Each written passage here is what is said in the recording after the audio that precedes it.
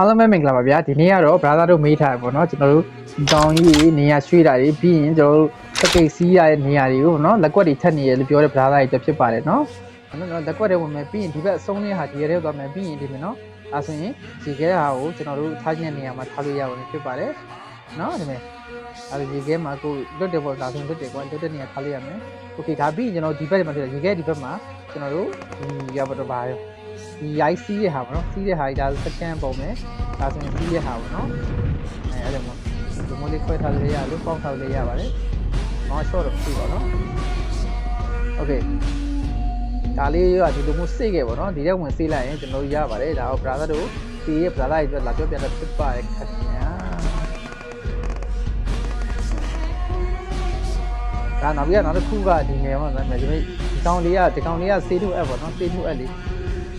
ဒီတော့ခရာလေးလို့စေးထုတ်အပ်လို့လုပ်တဲ့ဟာပေါ့နော်ဒီကောင်လေးလေးခေါ်လို့စီးလို့ရပါတယ်โอเคအားလုံးပဲနားလည်မယ်โอเคအားလုံးပဲနားလည်မယ်လို့ထင်ပါတယ်ခင်ဗျာကျွန်တော် TikTok ကောက်လေးကိုမ follow ရရင် follow ပေးခဲ့ကြပါဦးဗျာ follow ပြီးကြရင်လည်း like and share လေးနဲ့ဆွေးနွေးပေးကြပါဦးအားလုံးပဲပါ